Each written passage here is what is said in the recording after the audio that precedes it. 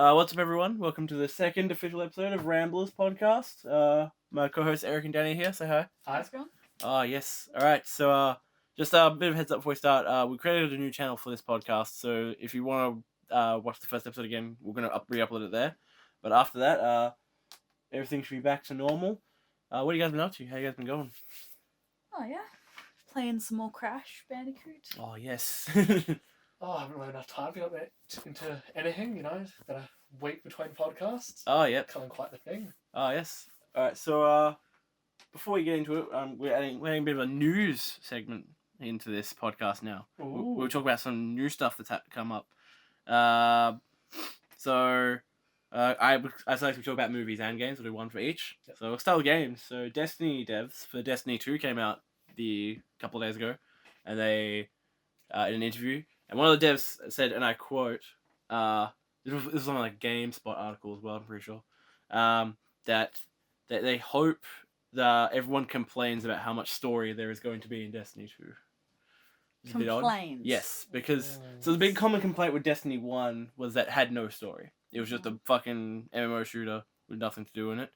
But a lot of so they're addressing that in the sequel by saying there's going to be a lot of story. So they made the joke is that that they hope everyone complains about how much story there's going to be. Which we could, because it could be too much story. Yeah. I don't think the dev realizes. I can't remember who it was. I think it's maybe the lead developer, but I'm not sure.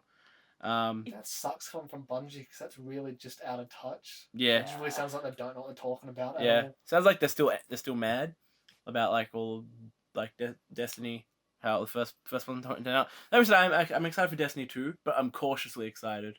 Like the whole if I'll wait, I'm not gonna buy it immediately like I did the first one and be like I fucking wasted my money, but I'm gonna like wait and see if it's any good. So, are you guys interested in Destiny 2 or nah? I am interested, but I don't know if I would buy it straight away. That's fair, yeah. No. It looks like staying away. I was like not hyped for the first one. It made me feel like quite a smug asshole when it was bad, and I was like, I was right.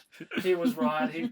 He called out the lack of substance. Yeah. And for me, it's just that ship has sailed. Yeah. No, this game could be good. It could be, excellent. I think Destiny 2, I feel like Destiny's a great concept. Oh yeah. But it just wasn't handled well. So I feel like 2, if they're actually trying to do it how they intended it, then I feel like it could be a fucking awesome game. But we'll have to wait and see. And also, that's a funny thing because Anthem didn't come out, got announced last E3, and that looked like Destiny as well. I feel like because of that, because of Destiny's one, like how it wasn't received well by a lot of, well, it has its fans, it has a lot of fans, but like it wasn't received well by critics and shit. Anthem or Destiny? Destiny, Anthem not out. I feel like that's gonna affect because at least that's how I see Anthem, because Anthem looks so like Destiny that I'm now cautious about that as well. I'm like, oh, this could be bad. It worries me because it's similar to Destiny and No Man's Sky in that they're not really showing us what we're actually going to be doing. That's true, yeah. And well, I think maybe it's just like a trend. Destiny 2 has shown quite a lot of like what the game. Okay. It's game's content, and it does look promising. But again, it's all down to like. Something like Anthem, they could just be saying, well, No Man's Sky sold well, Destiny sold well, we don't have to show substance. Or it could just be none. That's good, that's true. Alright, so the next thing is we've got a director for Suicide Squad 2. Wait, Suicide Squad 2 is a thing? Yeah. It's happening, I think it's 2019, it's release date. The hatred. No, so we got Suicide Squad director is the director of The Shallows, which I think... Did you watch The Shallows, Eric? No, I didn't get I didn't get around to it? I didn't know. Did you watch Shallows, Dani? I have no idea what that even is. Okay, so The Shallows is a movie, from what I've seen from the trailers and people talking about it. Is it an old movie? No, it's relatively new. I think last year. Yeah. It's about a woman gets trapped on a rock, and there's a shark. It's just that, isn't it? She gets trapped on a rock. Yeah, she has to, she hurts herself like in a surfing thing. That's and there's a big old shark, and she has to try and survive. And apparently, Shallows is okay. Although actually, there's been movies, I think Deep Water, that's a woman and a man. They're not even trapped on a rock; they're just in the ocean. Which I think is a bit more horrifying. I think that's way more horrifying. I think I remember seeing a trailer for. I think that was like 2015. I don't think that was 2016. It's one of the two. Maybe late 2015. Yeah, but I remember because there was like there's a lot of hype around it. I remember seeing a lot of promos and trailers. She was. I remember like vaguely the trailer of her being. She was swimming with her friend, and I think her friend got taken by the shark, and then she got injured and got I'll obviously- find you and I'll kill you, shark. Yeah, essentially. Yeah. But like got washed up on the rock about 200 meters out from the water, which is quite far, but from the shore, I should say. Yeah.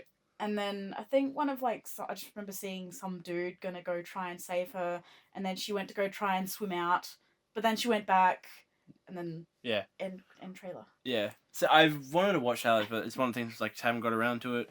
I haven't bought it on Blu-ray either, so I need to get around to it. But yeah, that's cool. I like from what I've heard, a lot of people do like Shallows. So like, Okay. I don't know. That could be a good thing for Suicide Squad too. Interesting director to get to direct Suicide Squad. Yeah. Well, I think like David Ayer directed the first one, and he was more of a traditional director. Like, trying to remember the movies he's done. He's done like Sabotage, which is one of the newer Arnie movies, and like a couple other. I can't remember what else he's done, but he's like, they're like, oh, we'll go for someone who's done like darker action movies, and they realized it didn't really pan out. But that wasn't his fault. That was fucking DC's fault. Yeah. For how bad Suicide Squad turned out. So apparently the critics liked The Shallows. Oh, more Rotten than- Tomatoes ratings, guys. Yeah.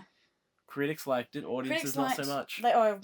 77 for critics and 59% for audience. Oh wow. I don't know. That Doesn't seems surprise like me. an 50-50. Yeah, I haven't heard it's great, but I've heard it's a fun movie. Not a fun movie about shark attacks, but you know. Jaws for that. Yeah, Yeah. that's true. Oh, Jaws is on Netflix. I'm so happy. I don't know if that's new, but you know, Jaws is on Netflix. All right, so we'll go on to our main topic, which is why we're here, guys. Spider-Man. Spider-Man: Homecoming just came out. Pretty new. For anyone who hasn't seen it, don't worry, we're not going to spoil it yet. We're going to talk about it spoiler-free first, and then I'll put time codes in the description for when we start talking about spoilers. So if we start talking about spoilers, just go away or come back later, or go watch the movie because it's pretty damn good. On theaters everywhere. In theaters everywhere, yes. So Spider-Man: Homecoming. It's directed by John Watts. It's currently the Tom Holland Spider-Man that we saw in Civil War. What do we think about it, guys? Good, yeah. Yeah. Yeah, I liked it a lot. I think it's pretty neat for a Spider-Man movie. So let's talk about the main thing about it. The main important thing. How was Tom Holland a Spider-Man in his own leading role as in a Spider-Man movie?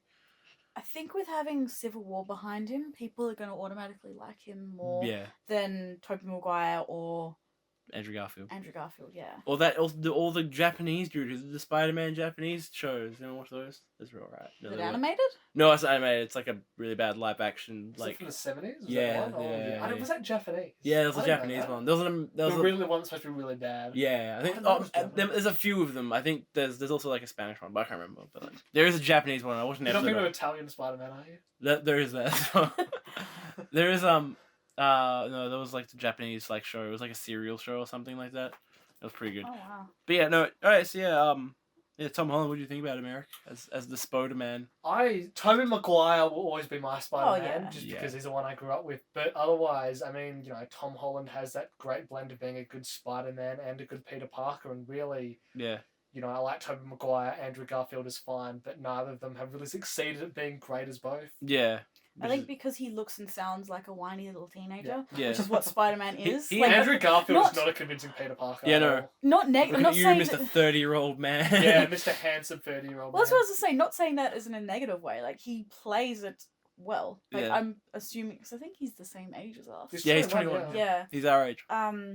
What have we done he's- lately? Yeah. That's depressing. No, but like, the fact that he's probably not whiny or angsty at all in any way in real life, Yeah. but he plays it really well because he looks and is probably very recently just gone away from that teenage years. Yeah, I think he does it. I think Tom Holland is probably the best Spider-Man we've gotten live action anyway. Oh, I'd say he's the best. He's not my favorite, but he is. The I'd best. probably say like because I haven't watched any of the older Spider-Mans in quite a while, especially the Raimi trilogy. Yeah, it's been years since I've watched them, but from what I always I love the first two Raimi Spider-Mans, but even though I liked Tobey Maguire Spider-Man, he never really embodied what I thought Spider-Man was. Like it was like the movie version of what Spider-Man is. And then Sam Raimi's take on him. Yeah. yeah, and then Andrew Garfield was not exactly the same, but the same type of. It's not the Spider-Man that I know of, like from comics and games and shit. You can say they didn't really emphasize the teenage aspect of him. Yeah, no. He's in No. high school, but it But just wasn't this convincing. one also it also goes to how the movie was directed as well. It's not just how Spider-Man is as a character, but how the whole movie is as a story. This one does feel more like a teenager who happens to be a superhero, but he's still a kid. Like he is not mentally, he should not be, and physically should not. Or physically, he's got the powers, but mentally, he should not be what he is doing right now. Because And there's an excellent scene that we Yeah. can talk about later. yes, that really I shows think that off. yeah. Oh. Yeah, I think that's the one we're thinking of. Yeah, Yeah. that's a great scene. That's probably my favorite scene in the entire movie. But I won't spoil it. No, I love Tom It's Holland as already Spider. been spoiled on social media. Yeah, but we're not I haven't social seen it. media, so we're not gonna spoil it. Okay. Surprising. We could have people watching who haven't seen Spider-Man, so we're not gonna spoil it yet. But no, I think I loved him in Civil War, but I'm it's really awesome now to see him completely shine as like he's not like a side character now. He's full on the star, and he really does a good job as like Tom Holland as Spider-Man, and also Peter Parker. Like there are some great scenes. It's a good point. You're adapting a side character to a main role. It is always risky, no matter how good they are. Cause Yeah. That's gone back to Happy Days. Making Fonzie the lead character didn't really work. Yeah, no. There's so many great things about the Homecoming. I really loved it. Like it's not an amazing movie. Like definitely not like Amazing Spider-Man. yeah. It's literally in the name. But it's not like it's more than just a subpar like Marvel movie. Oh, if that makes yeah. sense. It's not like I really like Doctor Strange, but I'll be the first one to admit that's like a fine. Like it's like you're A not serviceable movie. you're not missing out, but you're not you're gonna enjoy it if you watch it, but you're not missing out if you miss it.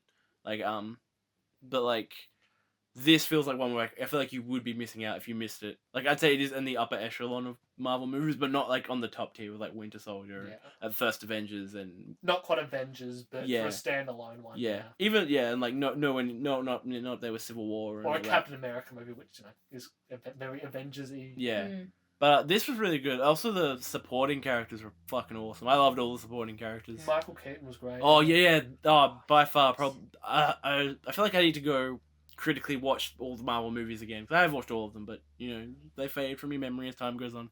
But I feel like I have to go back and watch all of them to confirm that Michael Keaton is probably the best Marvel Cinematic Universe villain that we've gotten at the moment. Quite possibly. I'm pretty sure like he's easily my favorite. And I think it really did pay off to have him doing the role. Yeah, because he killed it. Yeah.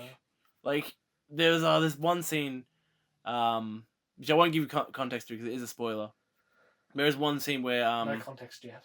no yet there is one scene where he's talking to Peter Parker, which isn't a spoiler. 'Cause you do see that in the trailer. I just won't give the context to why. We know from the trailers that they do have he like knows that Peter Parker is Spider-Man. yeah, that's also a big issue, and I think it's really hindered. I'll get into that in a second. It's really hindered. I do want to talk by about the ending and sort of implications and stuff, but yeah, we'll Yeah. get to that bridge. But there's a big there's one scene where he's just purely all the scenes where he's purely talking to Peter Parker on just I'm like no action, just them talking. Those were some of the best scenes in the entire movie because like they made Vulture very deep as a villain. Like he's not just I'm the Vulture. Here's my cool wingsuit. I'm pretty awesome, and I'm Michael Keaton. I loved his jacket. Oh, that was a cool yeah. aviation Very nice jacket. yeah. I was like, man, this guy's cool. But like, he actually was a very deep and intellectual villain. There's also he's not the only villain. We've got a couple of shockers from the comics. They're not really. They're just throwaway. They're goons. And the Tinkerer as well? Yeah, is it? Tinkerer. Yeah. Yes, that's cool. He's very. It's not really showing like they don't say, oh, it's the Tinkerer, but it's like from what you get of this character, you can tell it is the Tinkerer if you're a Spider-Man fan. If you know, it's just a dude making shit.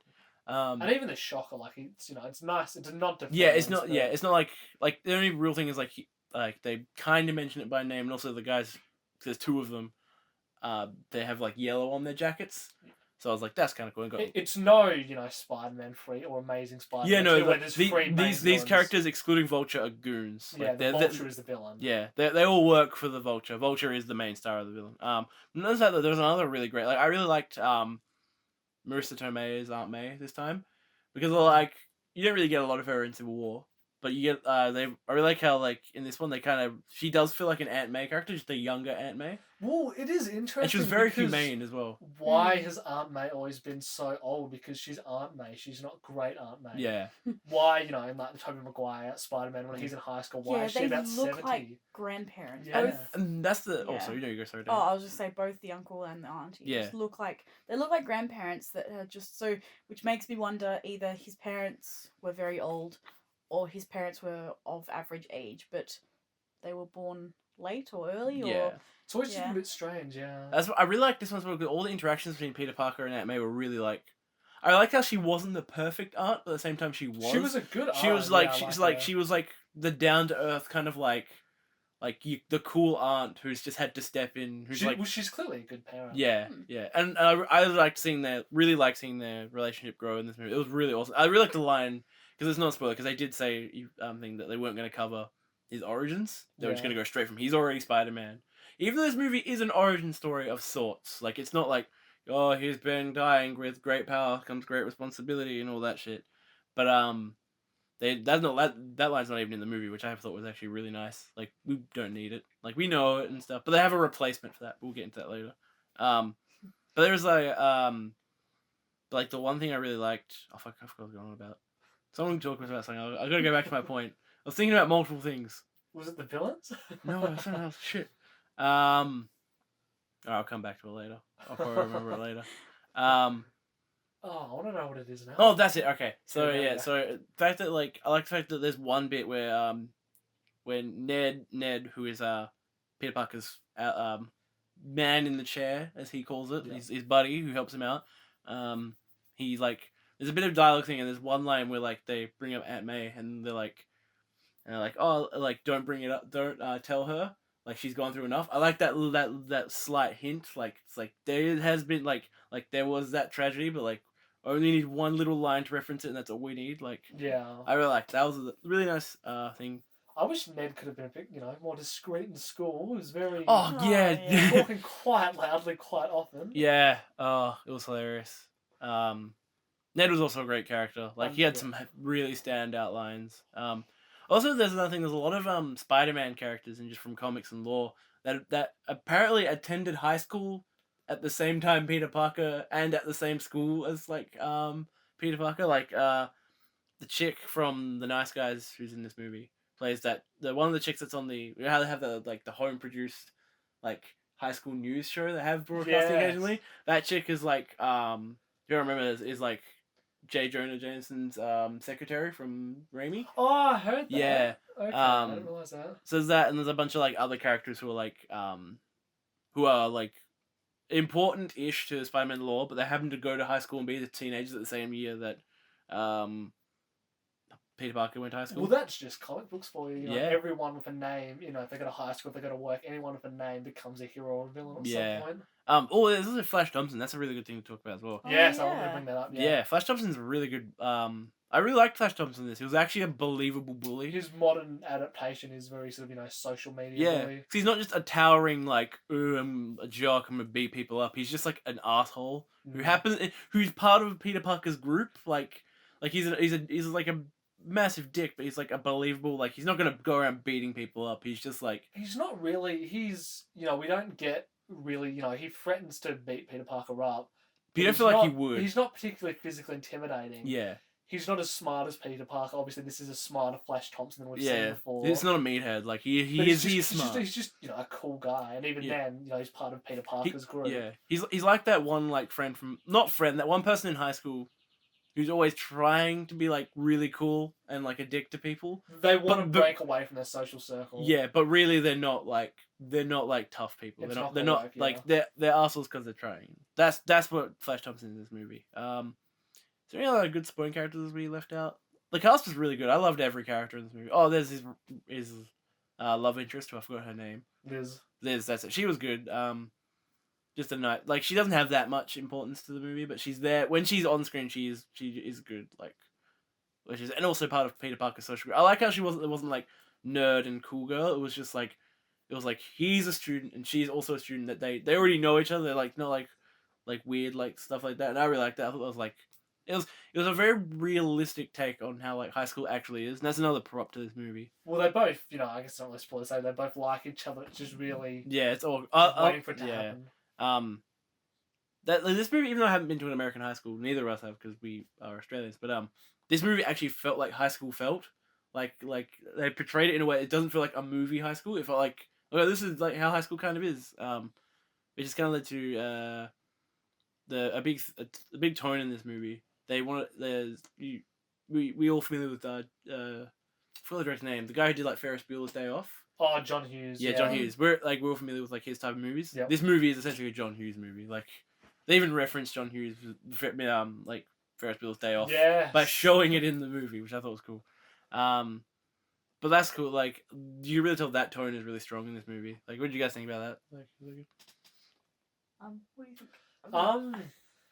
I guess I wouldn't go as far to call it John Hughes just because it doesn't go too far to explore the dynamic. It explores the dynamic of the social circle, but never really goes out of it. So something like the Breakfast Club, you get 5 people from completely different groups. Yeah, that's true. Yeah, but it is a good grounded high school because the idea of making Flash the 21st century, the bully, worked well, and really there's nothing that you couldn't see even over here. Yeah, that's true. That's really good. What do you think, Danny? Well, I'm not very familiar with like the John Ferris Hughes. Bueller. Yeah, with his films. Like I've only just recently watched for the first time Ferris Bueller's Day Off, and that was at Great 2 movie. o'clock in the morning. So I don't really remember a lot of it, but it does. Like if you think about like, I guess, without the whole fourth wall breaking in Ferris Bueller's Day Off, I can kind of see where you guys are looking at, and that like it's got the whole social based like. And it's very type quirky of story. as well, and very nice, and sort of like it's very serious at times, but. It's also Spider-Man's very funny. This is easily the funniest Spider-Man movie. But not like it's a comedy. I mean, like just the jokes land. Yeah. And the the funny stuff is good, and like seeing Peter Parker being Spider-Man, doing day stuff. They address funny things about that, like what happens if he's going through suburbia. Yeah. Like they address that. I thought that was hilarious, and like what if he has to go somewhere really quick? Like what if there's nothing for him to climb on? He Yeah, has to yeah. walk through. I like how they took that, like, he has to drive a car. Yeah, and I like how they did that because usually if it's a superhero movie, they're like, oh, he's a superhero, he'll find a way. In this one, they're like, what if he couldn't do this? Yes, like that's good. That's also good action writing because action writing, you always got to find a way to hinder the hero. You have to find a way to put him at odds against everything else. So the hero fights a harder fight than the villains have to fight. That's just good action writing. Well, that's like with him making his web shooters. Yeah. Because I mean, I never watched Amazing Spider-Man, so I went from watching Tobey Maguire's Spider-Man, we had infinite natural web shooters, web shooting with no machine, to after that being told that in the comics he has a web shooter machine, and then watching Spider-Man Homecoming and having him use the web shooters, which I thought was really cool. Because I've always preferred web shooters because it really shows how smart Peter Parker actually is. Like because all his powers are he can climb, he's really strong, has spider senses, which they don't really demonstrate spider senses in Homecoming like ever. He's just quick-witted. Yeah. Well, that's another thing that's... I chalked it up to that he's young, so maybe he hasn't developed it fully yet. Like, he's just, like... He's got it, but it's not like the Tobey Maguire spy sense where he can essentially see through time and be like, oh, that's going to happen. I guess that is one of the complaints you could have with the Sam Raimi movies, is obviously he's smart in them, but... They don't show it. Yeah. Like, he's just a dude. They just tell you that he's smart, that's it. They say, he's going to college, he's in Dr. Connor's class, it's hard, he's doing, like, physics, I believe. Yeah. Which it, like, would make it makes a bit more of a relatable hero. Like, he's just a dude, but, like... He's not a genius that was also bitten by a spider. Yeah, but, like, this Spider-Man... And they also showed that in the... That's one credit I will give to the Amazing Spider-Man. They did do the same. They did show that he was pretty smart. But, like, they still managed to show that he is also a dude, like... A dude, and that's what's really good about Homecoming. It really showed that not only he's a dude, he's a kid. Like, he's not meant for this, but he is doing this, and that's just a really good story. The story for this is really good. The big issue, I don't know. Did you guys watch all the trailers? No. Oh, good. A decent amount of them. Probably. Yeah, the big issue, and it's Sony again with their fucking trailers. Oh, spoiling too much. If you've watched more than the teaser, you've had the movie spoiled. Like, you will know beat for beat how this movie will play. There is some things that aren't spoiled, but beat for beat, you'll know, okay, this is when that's gonna happen, that's gonna happen, that's gonna happen, and then you know the layout of the movie, and a lot of the big moments that would have been cool if you didn't know about it. If you watch the trailers, you've seen a lot of the big moments. A few of them haven't, but a lot of them have been Vulture figuring out Peter Parker's identity was really the big one, and we'll talk about more when we talk about the ending. But just because you get yelled at, that's not a spoiler. That's in the first trailer. Yeah. See, I didn't know about that. Oh, okay, that's in the teaser because there's a line where he's looking at the camera. He's like, it's like, you get in my way, I will kill you. But that is the line where he Okay, maybe I didn't really... So that's not a spoiler. Maybe I did watch it, but I didn't know about it. Because the only part that I remember from the trailer is when he used the flappy web wingsuit thing. Oh, yeah. That was cool. Yeah. What do you guys think about the action? Do you think it was good? I thought it was serviceable. Yeah. It wasn't really any giant set pieces. The ones that were, we'd already seen. Yeah. There was a few, like, a couple that I was like, okay, that's pretty good. But I found, like, just a lot of the action wasn't bad. It just wasn't impactful. It was just throwdowns. I was like, oh, that's cool. Like, there are a couple of action scenes which I would say are definitely a lot better than just being fine. I'd say there's a few really good ones towards the tail end of the movie, but a lot of it it's just like, okay, this is good. Like, I got more enjoyment out of watching the interactions and stuff. And it does kind of fit the tone of having, and same reason why I like Vulture so much is you do have this teenage hero fighting someone that's intimidating without being a pushover. Someone that is believably the Avengers wouldn't go after. Yeah. Or, like, if they would go after him, they would send more than one. They'd send a few Avengers after him, because, like, he's pretty lethal. I always like that. I'd say the one thing it really surprised me, because Michael Giacchino did the score. Yep. And I was like, I heard that, and I'm like, oh, because he's a good composer. But, and you said this a lot of his soundtracks sound like his Star Trek soundtrack that he did, because he did the Star Trek remakes. Okay. And a lot of his soundtracks, ever since the 2009 Star Trek, have sounded a lot like the Star Trek. Like, he uses the same thing. This is one of the first ones in a while, at least the other movies I've seen that he's done, where his soundtrack is a bit subdued. Like, it's not, like, bombastically massive. It's like, oh, it's here, but we're just going to keep it, like, kind of as background music just for now. There's a few times where a theme does show up, and I thought that was really cool, but, like... There was another film that I watched recently, or we watched, that it had Michael Giacchino, and we didn't know until the very end. I was like, that sounds like Star Trek music, and then... I can't remember what it was. Yeah. It was like The Wall, or Great Wall, or something like that. I think it was Great Wall. It was one of the films like that. Was it Power Rangers? Yes. I mean Power Rangers. Yeah, no, it was Power Rangers. Could be wrong. Someone comment and tell us we're wrong. Yeah. Not the bots. Yeah, not the bots. Is there anything else you want to talk about Spider-Man before we move into that juicy spoiler territory? It was a good movie. Yeah. I really enjoyed it. Like, for having not really read any comics, not really know much about Spider-Man himself. Yeah. Yeah, it was a good film. I really enjoyed it. You enjoyed it? Yeah. Yeah, I really liked it. I think it's easily one of the best Spider-Man movies we've gotten. I want to watch it again, because I feel like I need to watch it a second time to really get my proper, okay, this is what I definitely think about it. Because I had a lot of fun with it, and I think it's good. It's not perfect by any means, but it's definitely a pretty good movie. Especially for Spider-Man fans. I feel like Spider-Man fans will like it. The one thing I think that might annoy people, and I think it's those hardcore fans that hate change, they do make a lot of changes to Spider-Man lore and what certain things should be. But I think it really helps the movie. I think it's like, it makes it not a retread of what's already been done. It made it feel like its own movie. I'm gonna get into that, yeah. Yeah, and I really like that. Like, if you're gonna go watch it, be really attached to Spider-Man lore, I'd say, like, just keep an open mind. But yes, I loved it. You've got 2 other series to watch. If you don't like this one. Yeah, and I'm a big believer of, like, if we're remaking something, make it different. Like, I don't want to see the same series over and over again. So, spoilers.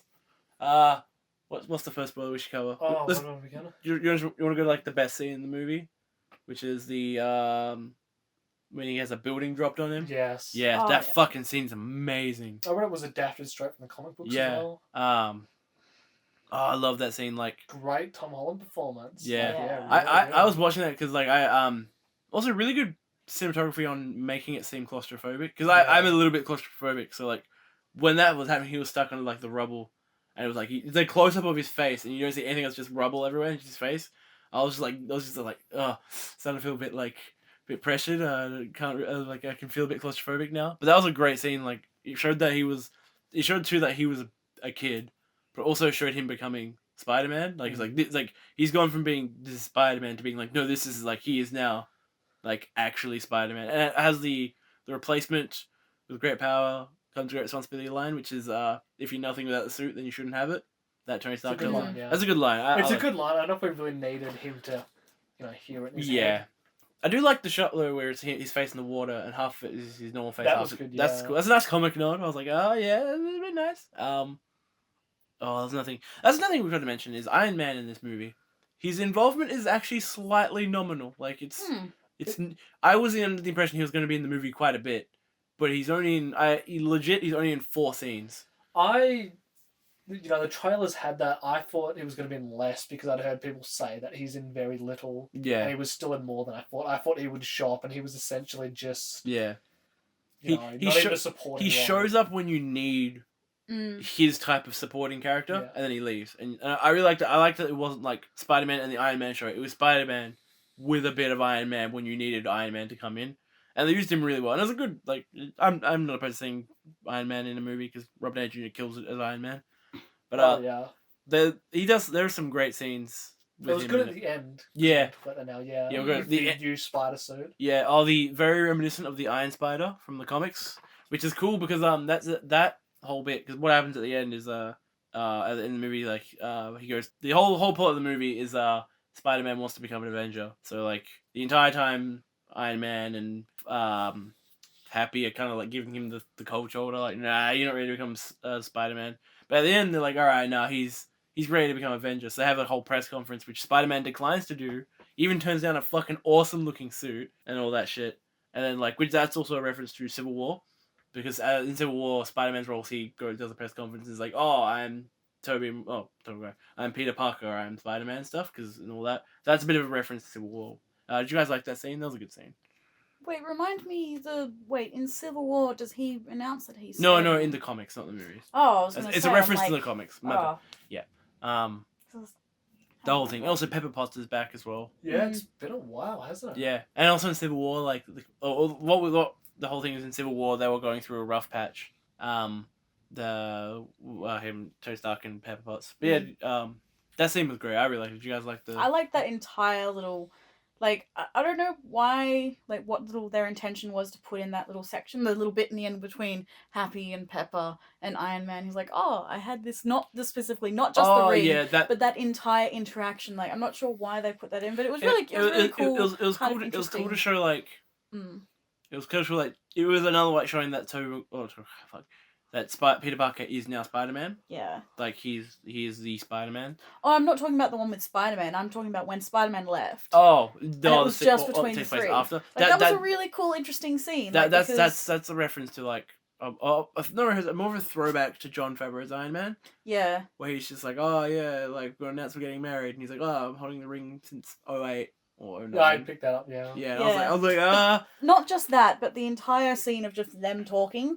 It was like remember when Iron Man was kind of the first superhero film that got really big? Yeah. And how it was just Happy and Pepper and Iron Man. Was Iron Man the first MCU movie? I can't remember. I think it was. Yeah. I think Iron Man. No, not MCU. Marvel Cinematic Universe. Oh, the actual film. Iron Man was the first. Either that or Incredible Hulk, one of the two. It might have even been Incredible Hulk. Yeah. Because I didn't know. Tony Stark does appear in Incredible Hulk in the after credit scene. Oh, does he? Okay, yeah.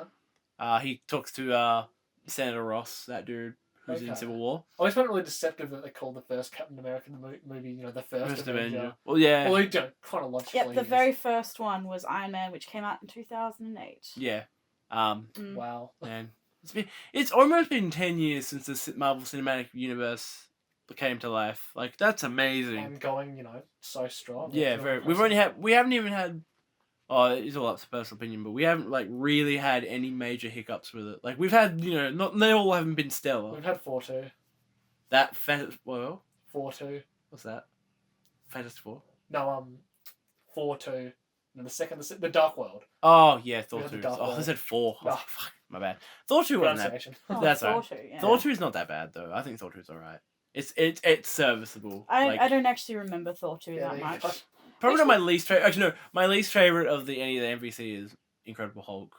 I think I haven't seen that in so long too. Oh yeah. Since it came out. It's aged pretty bad because of the special effects at the time. That surprised me. Yeah. Yeah, and also it's not bad. It's not good. I don't think it's that good. Like I really like the Hulk. I guess it was good to have a good Hulk movie because I'm not a fan of the Ang Lee. Oh, the Ang Lee Hulk is god awful. I hate it. It's one of the most boring movies I've ever seen in my entire life. I just totally hated it. Like I just thought it was way too dark at the time when I saw it when I was little. Yeah. Wasn't the actor for the original Hulk in the Incredible Hulk different? Like it wasn't Mark Ruffalo? No, it wasn't. It was Edward Norton. Yeah. So what was the reason behind just? I don't think they could get Edward Norton for any more movies. Or he just didn't want to sign on because obviously it's a big contract to sign Yeah, on. because Marvel's like if you're signing on for a lot more than one movie. Yeah. You're on for like at least 5. Yeah. Depends on like how the only people who can really barter is Robert Downey Jr. or any really big name actor they can pull in, like an Anthony Hopkins or something like that. They're the only people who can like kind of be like, this is what my contract will be. And Marvel's like, fine. The only person that they've really bent what they've wanted for is Benedict Cumberbatch. That's the only person they've gone out of their way to make sure that he was there. To make sure they could get him because they realized that he was the best choice. He was. Yeah. But back to Spider-Man. There's some more spoilers. Oh, the MJ reveal. Yeah, that was a bit. Had that been bit revealed before? No, they didn't. That was a. It caught me off guard, but I felt like I may have heard. I didn't even realize. It took me a good 10 seconds after she said my name's MJ, because I was just like, oh, that's probably a character, and I was like, MJ.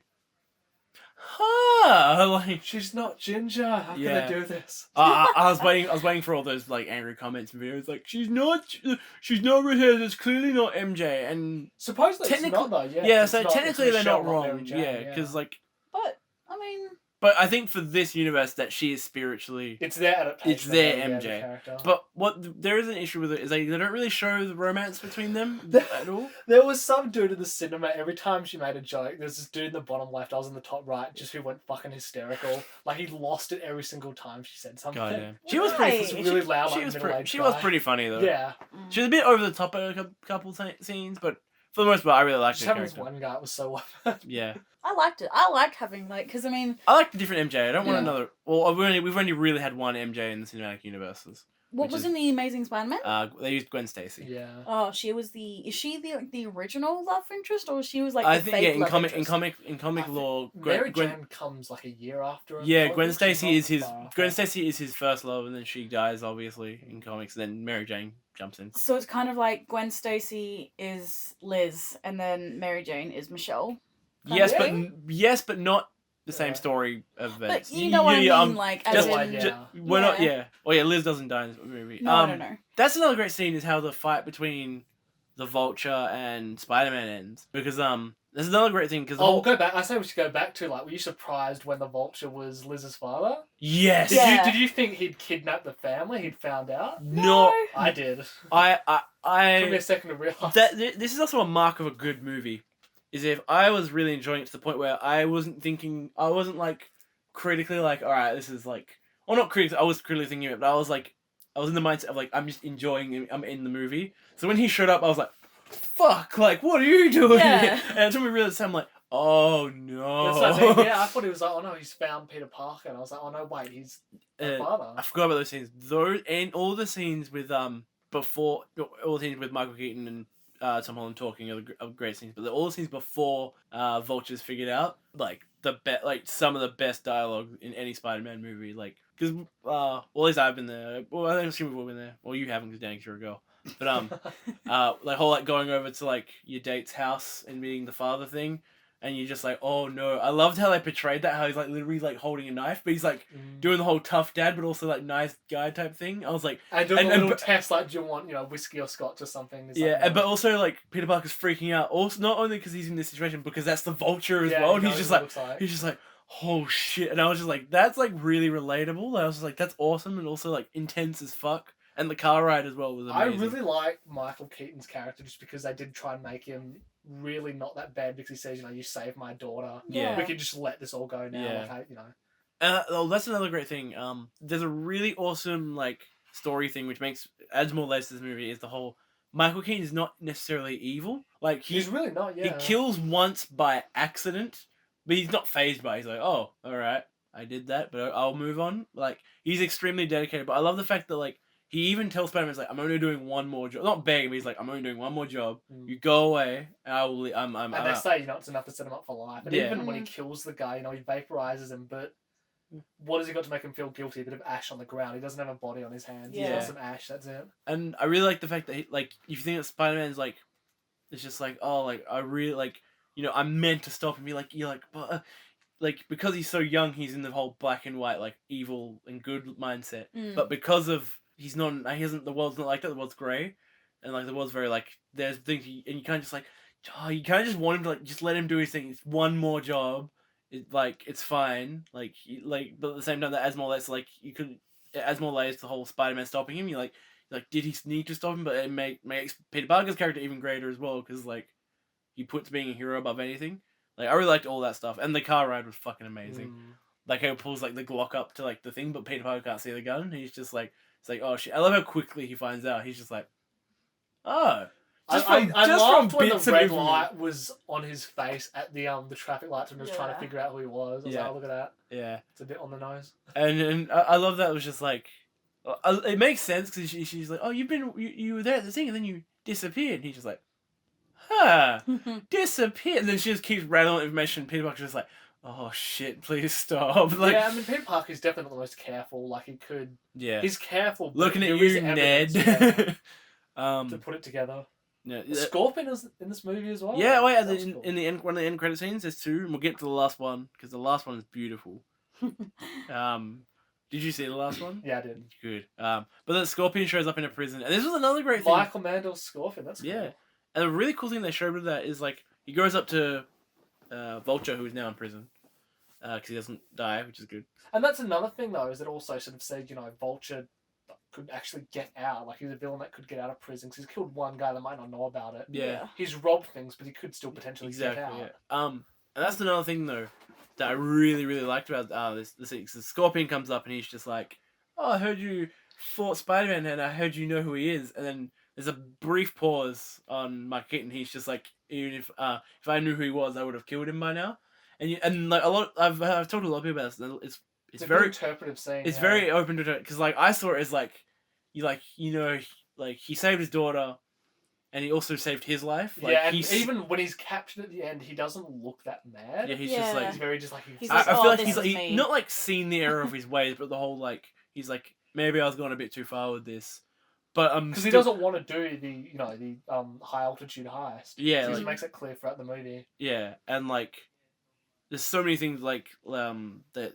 Like, so I saw it as, like, Scorpion's like, oh, like, I could probably take down this guy knows who Spider-Man is, but I saw it as, like, him refusing to tell him is kind of, like, the whole, like, or lying to him about it is kind of, like, the whole, like, I have a somewhat form of respect for Spider-Man or Peter Parker now, because he even says it through the movie, he's like, I respect, like, you've got guts, kid, I respect that, like, not those lines exactly, but he says that, essentially. Doesn't Sandman in the original Spider-Man have something similar? Like, he does like, oh, I'm doing this for my child. It is similar, but like it's a bit different because Sandman's a bit Sandman and Spider-Man, he is solely doing it for his like there's no like real respect. It's just like I'm doing this for my daughter. As but like you can tell between Spider-Man and Vulture, there's actually like not a relation like a bond, but like there's like a relationship between the two of them. In like, the conversation where they're like, the big guys always step on the little guys like us because they're from, the same part of New York, I believe. Yeah, and that's cool. And I love that dialogue scene before their big fight in the car park. Although at the same time, going back to Sandman, he was doing it for his daughter, but clearly Vulture lives a fairly luxurious life. Yeah. He's got a big house. Everyone's well looked after. Sandman, he's got a family. Crappy, yeah. And I do love the scene where they're talking. I love it because Spider-Man's like, no, you shouldn't be doing this, and like the whole like Mark Keaton has that monologue where he's just like, the world's not like that, kid. Like you're too young, and you're like, Michael Keaton, like Vulture's right. He is too young. Like it was a really like good dynamic between the two, and also there's another great thing. Made me interested because Scorpion is like, oh, this Spider-Man guy, and because it's Scorpion's injured as well because he's got like an arm and the scar. Yeah, he's got like a bloodshot eye as well. Clearly, this Scorpion's already had a run-in with Spider-Man if he wants to kill him. So it's like maybe Spider-Man has caused all those injuries. Not like you see him, don't you remember? Where? He's on the ferry. He's the one that's selling the weapons too. He's the one that gets like the car pushed onto the water. Yeah. Looks like he does, yeah. Oh, damn. You don't see him just at the end, yeah. Oh, sweet. He's on the ferry. Yeah, I recognised straight away. I was like, holy crap, that's Michael Mando. Oh, wow. And I don't think you ever get a close enough look to see the scorpion tattoo. But in the prison you see. Yeah. That's also another great thing. Is at the end, Liz and her mum have to move because Michael Keaton's obviously gone to jail. It also is a very, very big thing. I love how they did this. Peter Parker always puts being a hero over anything else. Like at the party when there's a party scene, like they're trying to get Spider-Man to show up, and he was going to show up, and then something else happens, and he's just like looking at the party like, "No, I have to be a hero," and he leaves. And like every time he can, like even if he doesn't want to, he always puts being a hero above any like other task. Even like puts being a hero above going to the prom with his with Liz and stuff, which was a really cool scene. But I love how Liz and her mum have to move. And that shows like even though you stop Vulture, like this is repercussions of your actions and stuff. Really showing like it's not like, oh, I did a good thing, it's all awesome, like all that stuff. There's a lot of great stuff about this movie. What I was gonna say is that because we knew from the trailers that Vulture figured out Peter Parker's identity, there's a lot of talk saying, well, that means Vulture's obviously gonna die because people can't know his secret identity. Yeah. And I when the wingsuit was on fire about to explode, I was like, oh, of course. Yeah, and but I was actually really surprised. Yeah, he saves him. Alive. Yeah. That was also the plane action scene was really damn good. I really thought that was easily the best action scene in the entire movie. The boat one was okay, or the ferry, I should say, and every other one was fine. But that one was a really good one where it's just like it had the build up to it, where it's just like he's using his old hoodie suit and he's up in midair. Like if he falls, he's gonna die. Like, yeah, that was always interesting having that. Yeah, I've always thought that because I was thinking like what would be just cool. Because I was thinking about Spider-Man. I was like, what would be cool action scenes you could throw Spider-Man in? And I thought of one where like you could have like a high altitude helicopter and he has to like save someone in there, but like he's constantly webbing out, but also back into like the helicopter and trying to fight. And I was thinking like that'd be cool. And then this has a high altitude airplane fight where it's not inside, it's on top and over the plane, and he has to keep like staying on the plane and webbing. I was like, that's a real. I've always wanted to see like an aerial Spider-Man fight where he's like constantly at a disadvantage. Because I mean, almost dying every 2.5 seconds. Spider-Man 2, Tobey Maguire Spider-Man, when he loses powers, he falls from like pretty incredible heights, and he just gets up. Yeah, has a bit of a sore back. Yeah, like he doesn't really mind. No, yeah. Okay. So easily the most important thing about the Spider-Man movie is the Captain America videos. Oh, they were so good. I was hoping for something. Oh, in the movie, yeah. Yeah. Both in the movie and at the end credits. I was hoping for something a bit better after the credits. I was like, this is fine. Yeah, like but in the cinema stuff, even like the gym, I thought was funny. But when they got a detention, I was like, they've even got one for bloody detention. Hi, I'm Captain America, and I get it. You messed up. And the end one where it's just like patience. It's something we could all use. It's like, oh, it's so good. I loved it. Like everyone in our cinema laughed. Like a lot of people had left because they assumed there wouldn't be something after the I did the smart thing in Google. I was like, how many end credit scenes are there? It's a Marvel movie. It's gonna be at least 7. And then there was a little comment on how it was like, I think that guy's a prisoner now or something. Yeah. After the gym.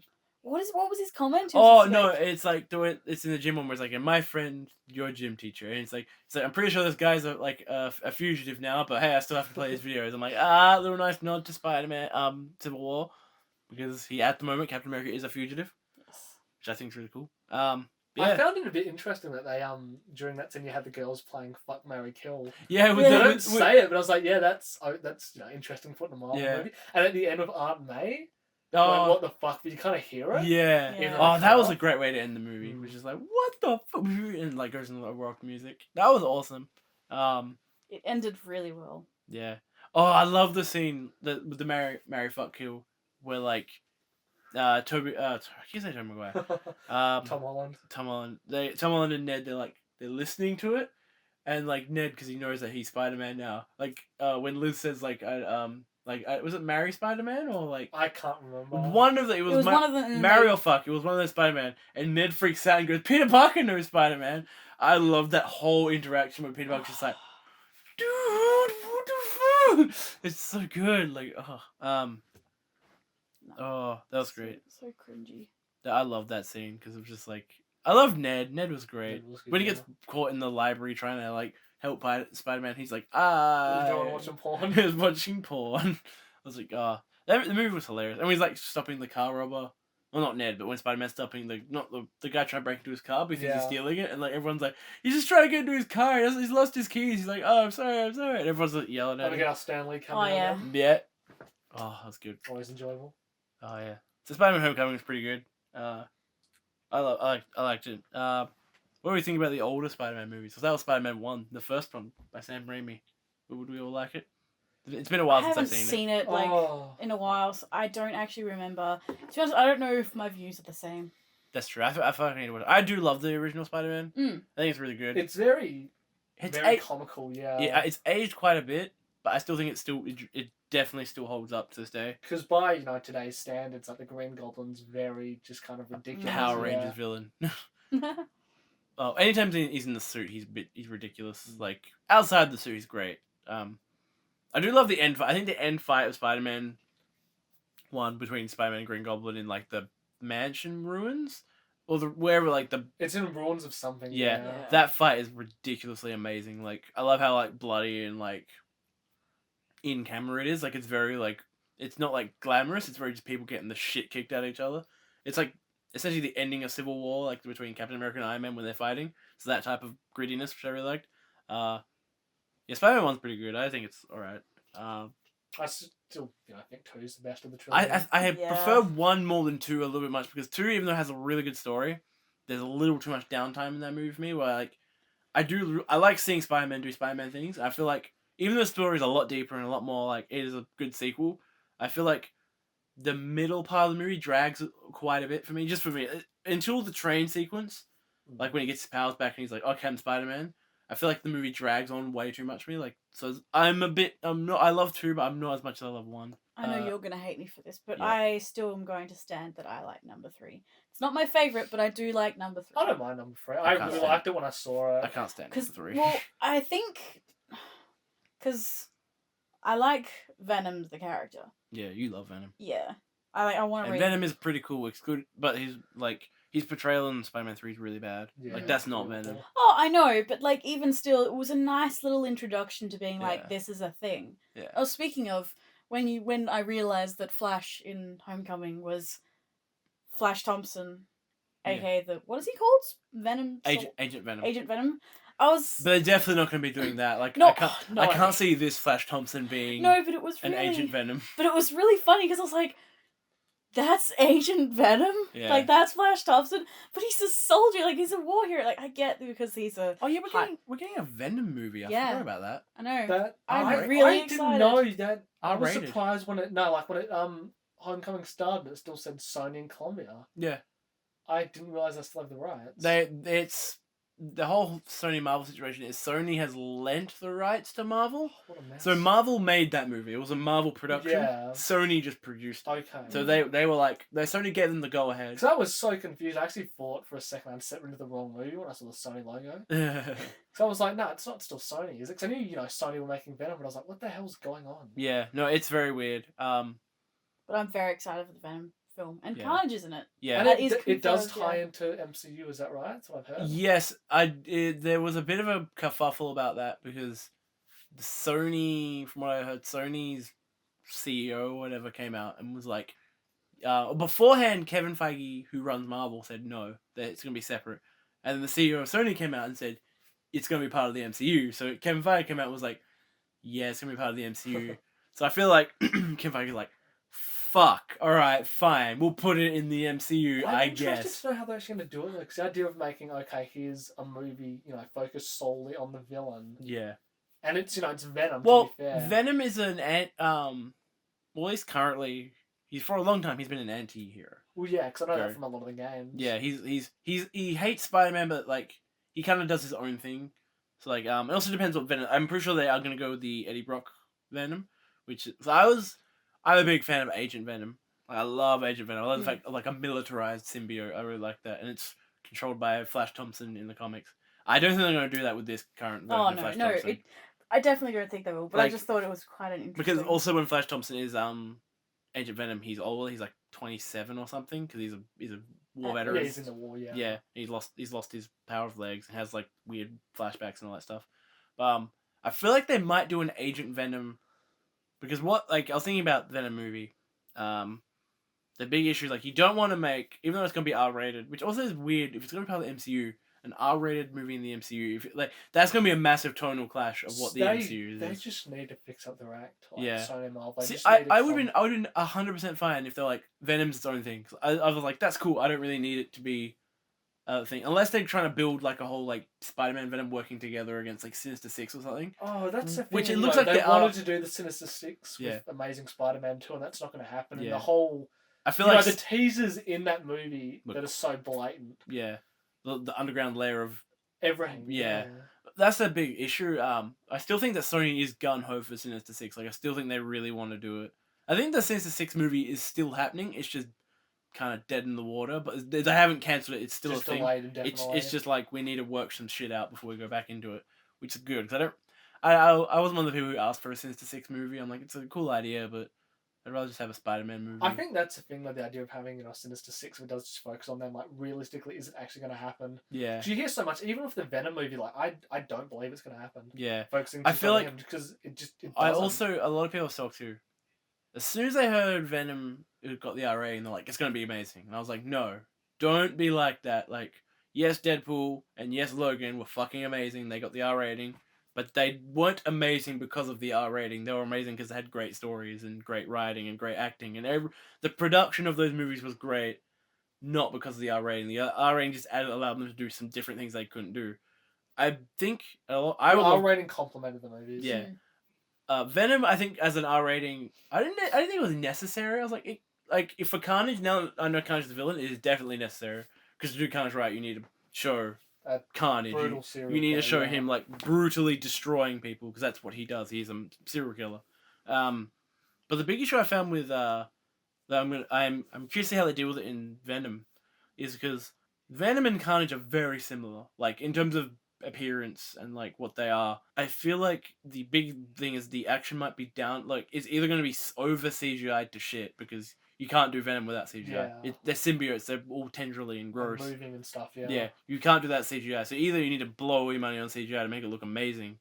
But, like, my big thing is, like, I have a fear that the fights, especially between Venom and Carnage, are going to be made to look like crap, yeah. Yeah, like, a thing. And like also, a Transformers movie, like a bunch of just CGI just smashing each other. I wanted to see, like, a different... I'd be cool if they're going to do a Venom movie, make the villains... Not a villain, but, like, make the opposing character to Venom Spider-Man.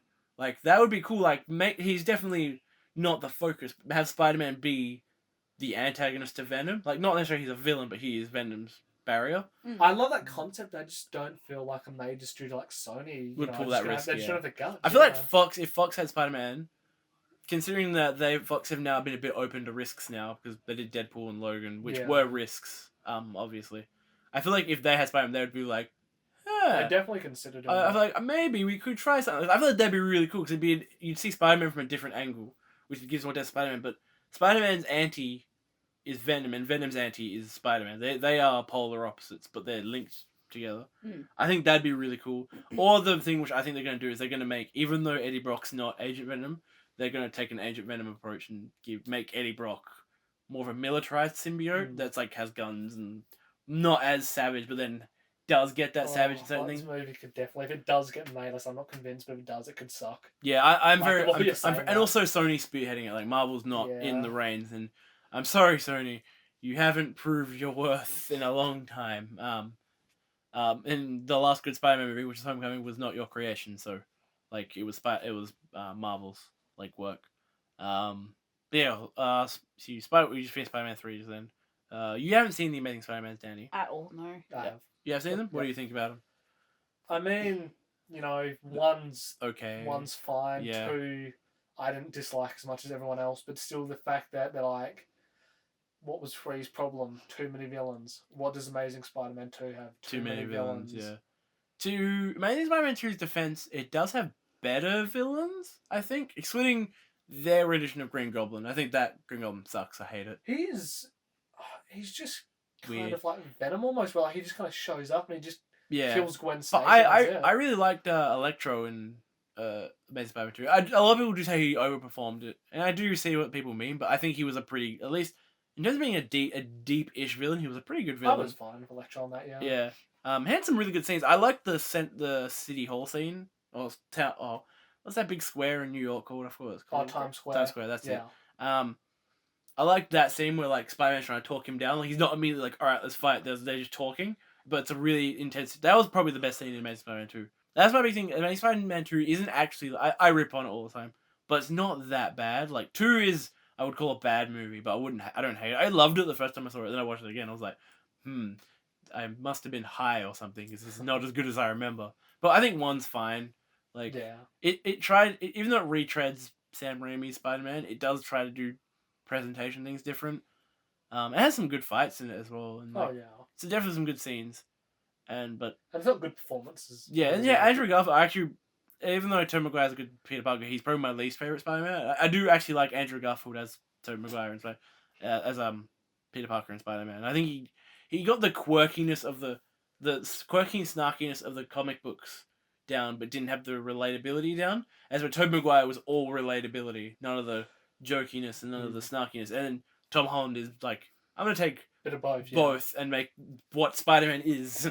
And he definitely did have the chemistry with Emma Stone's Gwen Stacy. Because obviously they were dating at the time. Yeah, and they're both good actors and good actors. Like they're very good actors and actors actually. Like Andrew Garfield's an amazing actor.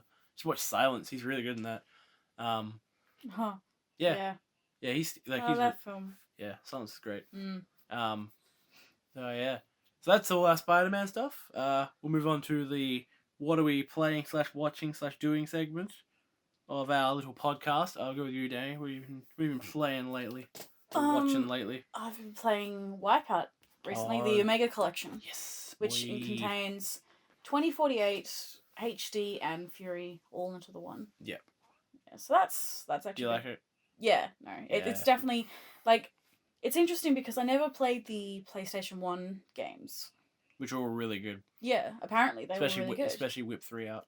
Also known as Wipeout 3. Just go on, Dani. Okay. But I played the HD remaster of the one of HD Fury. Yeah. For PlayStation 3. So I haven't played it. I have played it semi recently. Yeah. I want to say, when did the PlayStation Network crash? When was the great house? Was it 2012? We were in high school. It was early then. We got them in 2011. Oh, okay. It was I think the outage may have even been 2010, or we got the the rewards, the payback in 2011, because it was a long time ago. Yeah, because I know, because I got my PlayStation 3 in 2010. Yeah. It could have been late 2010. So it was between 2010 and 2012. Yeah. Someone who's watching comment and tell us when was the PlayStation 4 hack, PS3 hacks. Yeah, 2010. But yeah, so that's when because then you get the free 2 games that you got, and then so I got that, and that was really fun. So and I was like, oh wow, this is like this old PlayStation game that I played where you raced in jet skis or jet boats. Yeah. Rapid Racer. Fun game. 4-player co-op. Oh wow. You could have That's split amazing. screen. I'm not sure I don't think it was 60 FPS at the time, but it was definitely, you could have up to 4 players. I think you could even have 8 players, and essentially you had the 4 controllers connected. Yeah. And then obviously swap. Mm. But it was mixed with like any other racing game, but because it was like because essentially for people that don't know what Wipeout is I don't know what to call them. I'd say it's a racing like. What are the vehicles called? Ships. So they're ships. They're hover ships, but they're really. It's weird. It's F-Zero essentially, but better. Sorry, Nintendo fans. Never played F-Zero, so I'm gonna retain my judgment.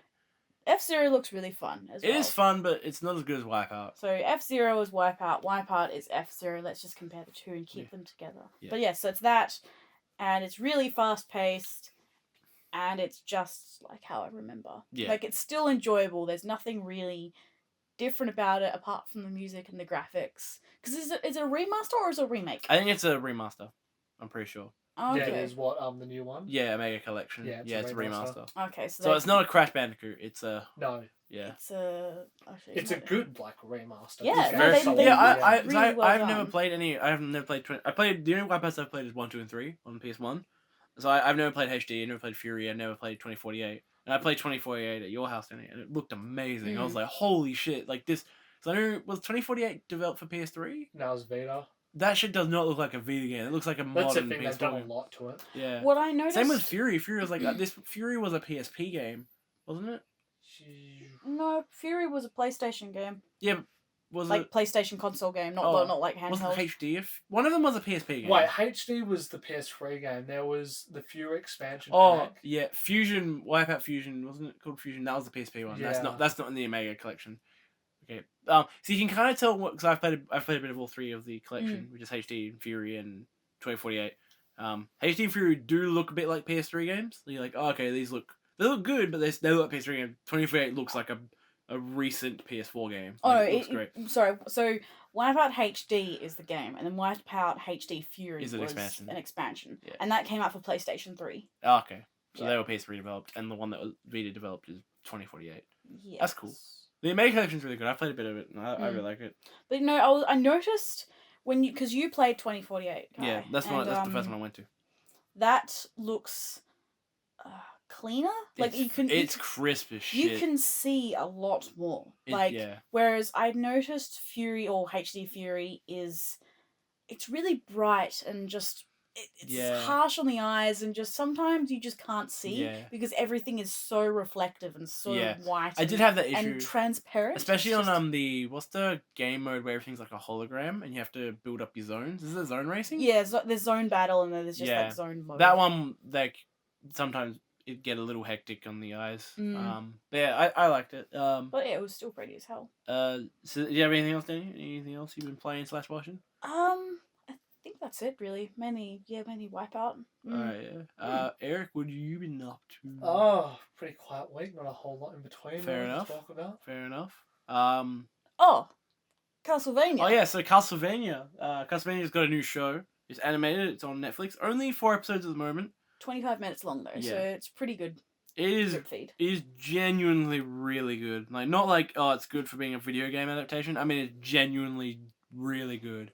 Like, I enjoyed it. I'm a Castlevania fan, so I really enjoyed it. But, like, the 4 episodes we got, they are set up for what's to come. But they're really good. Like, ridiculously good. And the animation's amazing as well. And it's incredibly violent, and I love it. I'd say anyone could probably go watch it. Especially if you're a Castlevania fan. Castlevania fans will get the most out of it. But anyone can go and watch it and enjoy the shit out of it. Especially for, like, animated series. And also, if you're a vampire fan. Yeah, if you're a fan of, like, gothic shit, fucking watch Castlevania. It's amazing. What else? It's a gorgeous show. Yeah. Like someone who loves the look of just anything in general, like whether it be like art or games or videos. It's just the art, animation, and just the color is just dripping with gorgeousness. Also, and the fire looks really good. Yeah. So Eric, watch Castlevania. What now? Yeah. 34 episodes. It takes like just over an hour to watch all of it. But the good thing is season 2 has been confirmed.